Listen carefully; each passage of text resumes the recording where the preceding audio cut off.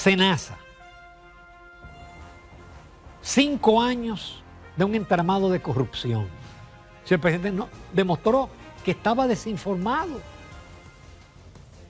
Y para que durante 5 años ocurra una cosa así, es porque fallaron los controles. Falló hasta el DNI, señores. El DNI tiene informado al presidente y a todos los presidentes de todo lo que pasa en la República Dominicana. A veces hasta de intimidades como infidelidades. Lógicamente el país está indignado. El país está indignado. Dice el Ministerio Público que es el caso más grande en la historia del país. Y eso le explota al presidente del PRM, que gana las elecciones, primero por la división del PLD, por lo que ocurrió en febrero, pero porque ellos se vendieron como que ellos van a ser diferentes, honestos, transparentes, lucha contra la corrupción, y lo que tenemos son casos escandalosos.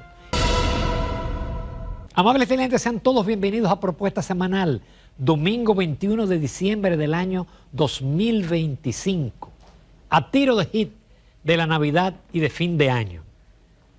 Yo pensé que este fin de año iba a ser tranquilo, hasta aburrido, pero no. El tema de Senasa nos ha dado mucho de qué hablar. Vamos a hablar de Senasa ampliamente. Vamos a hablar del informe de participación ciudadana. Nuestro invitado en el día de hoy es el licenciado Juan Ramón Mejía Betances, economista, banquero, y es miembro de la dirección central del partido Fuerza del Pueblo. En lo inmediato, los titulares a cargo de Ramón Núñez Fernández. El juez del Juzgado de Instrucción Permanente del Distrito Nacional impuso 18 meses de prisión preventiva a Santiago Jacín, exdirector de Senasa, y otros 6 implicados, mientras dispuso arresto domiciliario a los empresarios Eduardo Rit Estrella, Cintia Costa Ascensión y Heidi Pineda Perdomo. El obispo Manuel Ruiz consideró que es muy fácil usted defraudar una institución, convertirse en delator, entregar parte de lo robado y quedar libre disfrutando del dinero mal habido, refiriéndose a los empresarios que les dieron prisión domiciliaria.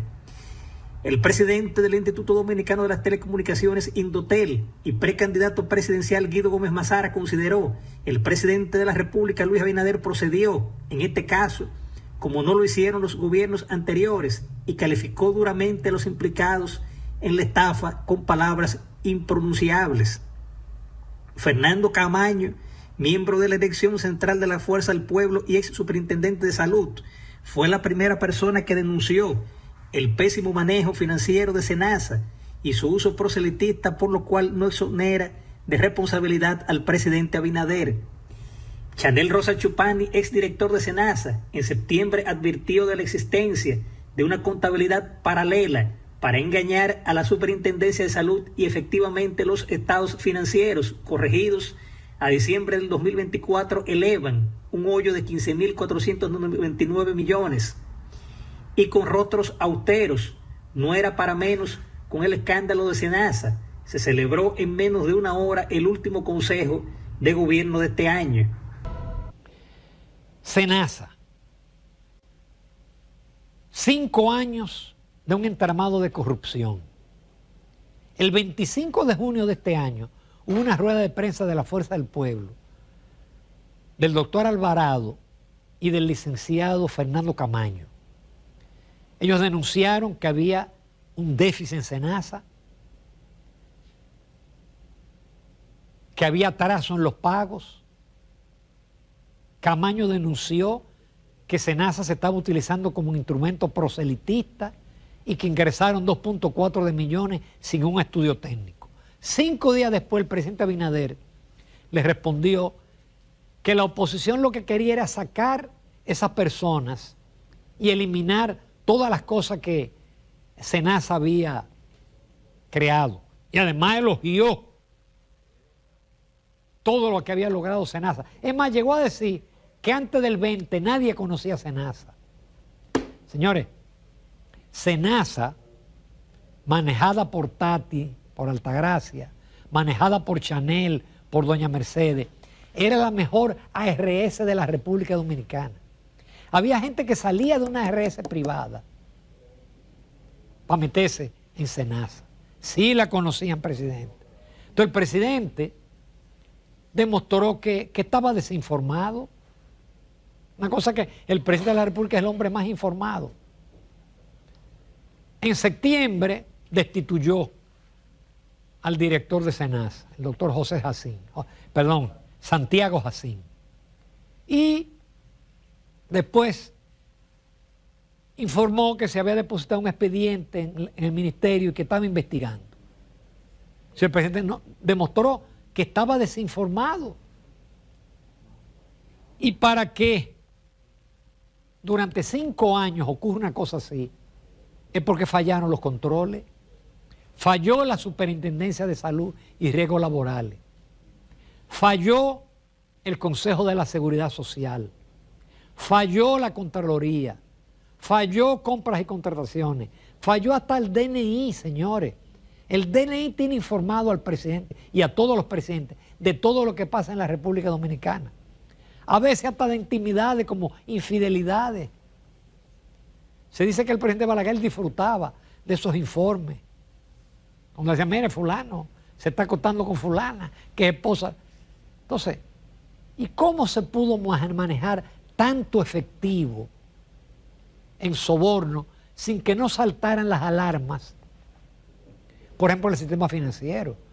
Yo soy vicepresidente del Consejo de un banco y me consta que la banca dominicana tiene una arquitectura formidable, costosísima, que nos ha costado miles de millones de pesos para detectar esas operaciones sospechosas y para protegernos del tema de ciberseguridad. En un banco cualquiera se detectan 5.000 alarmas, 10.000 alarmas mensuales por plataformas. Muchos son falsos positivos que se eliminan, pero las que quedan sospechosas, eso se informa y va a una unidad que se llama la unidad de análisis financiero. Bueno, y ahí es donde detectan y someten si hay que someter. Finalmente explota el caso y 7 de los 10 inculpados, comenzando con el doctor Santiago Jacín, 18 meses de prisión preventiva en Las Parras, qué bueno que Las Parras se terminó, y 3, especialmente los empresarios, a su casa. Lógicamente el país está indignado. El país está indignado. El pasado miércoles se celebró un consejo de gobierno de menos de 1 hora. Te ve las imágenes ahí, los rostros adustos, porque el horno no está para galletica para el gobierno. Una economía casi paralizada, los precios disparándose. Ahí está José Ignacio Paliza dando detalles. Y el tipo de cambio subiendo y bajando. Y ahora viene la tapa al pomo, el escándalo de SENASA, que es un atentado contra la salud de los más pobres. Dice el Ministerio Público que es el caso más grande en la historia del país. Y eso le explota al presidente del PRM, que gana las elecciones, primero por la división del PLD, por lo que ocurrió en febrero, pero porque ellos se vendieron como que ellos van a ser diferentes, honestos, transparentes, lucha contra la corrupción, y lo que tenemos son casos escandalosos, y los que no se han destapado. Yo sé que el presidente tiene que sentirse muy mal, porque lo han traicionado, pero los controles de sus instituciones le han fallado. Al presidente le faltan todavía 2 años y medio. Él tiene que limpiar la casa, porque la situación del gobierno hoy en día en las encuestas es muy mal. Y lo penoso es que los funcionarios no quieren salir al ruedo a defenderlo. ¿Dónde están los precandidatos? Señores, solamente Guido Gómez Mazara. Miren la cara que tiene el presidente y la cara que tiene todo el mundo ahí. Ahí no hay sonrisa, señores.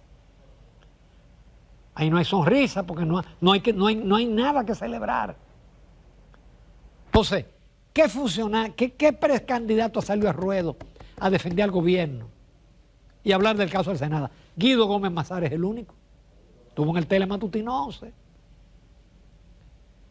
El canal de YouTube de nosotros ha explotado. La gente buscando la entrevista de Guido Gómez. Pero otros precandidatos están como la avestruz, metiendo la cabeza en el hueco. Nos vamos a comerciales.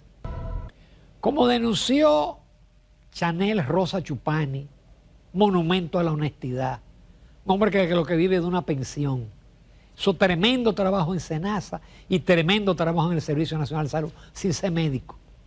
Porque para eso no hay que ser médico, lo que hay que ser gerente.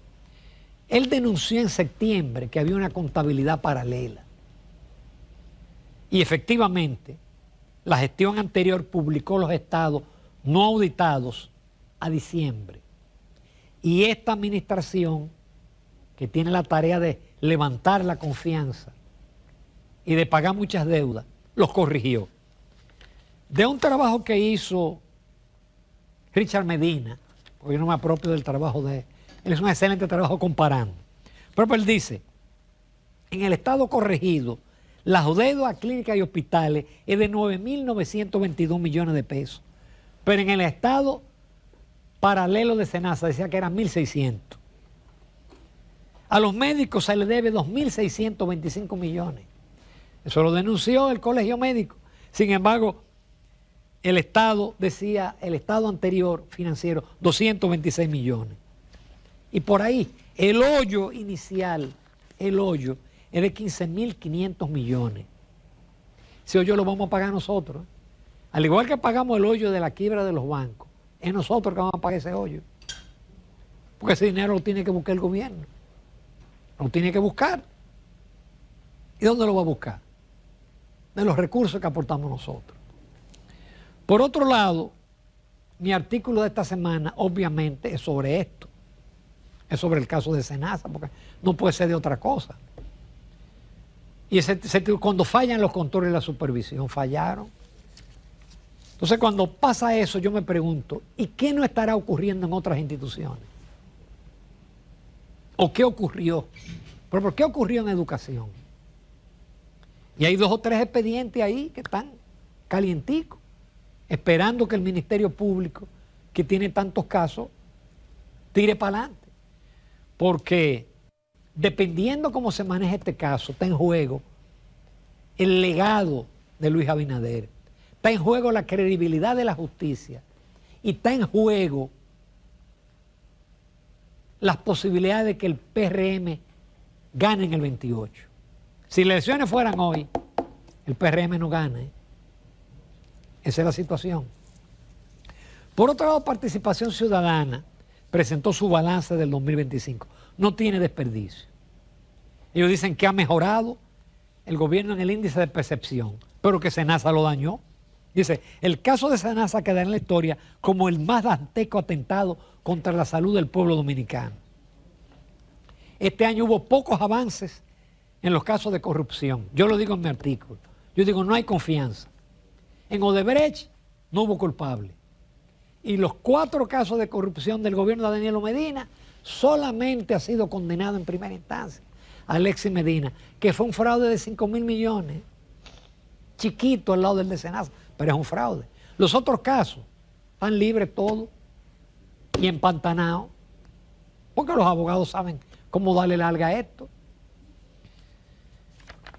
También dicen, el 25 varios casos del Partido Revolucionario Moderno evidenciaron la penetración del narcotráfico en la política y posiciones gubernamentales.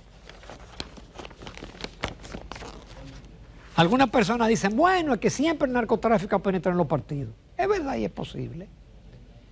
Y ha penetrado en las empresas y ha penetrado en toda parte, porque el narcotraficante no tiene una etiqueta. Pero al único partido que tiene un diputado preso en los Estados Unidos, que tiene regidores, que tiene exregidores, que tiene exasesores, es al PRM, no es al PLD, ni a la Fuerza del Pueblo, ni al Partido Reformista, ni al PRD. Bueno, yo pongo el ejemplo de Boca Chica. Un tipo ahí que se iba a tirar de alcalde, que suerte que no se tiró de regidor y ganó. Me van a decir que una población pequeña, el Comité Municipal de Boca Chica no sabía que ese tipo estaba ligado al narcotráfico. Porque anteriormente lo habían apresado por eso y por contrabando. Entonces, definitivamente fallaron en depurarlo. Y también se recuerda el caso del derrumbe del Jet Set, donde murieron 236 dominicanos, cientos de heridos y ciento y pico de huérfanos. El 25 quedará marcado por dos hechos: el derrumbe del techo de Jet Set y este fraude colosal. Nos vamos a comerciales. No se pierdan la entrevista con el licenciado Juan Ramón Mejía Betances.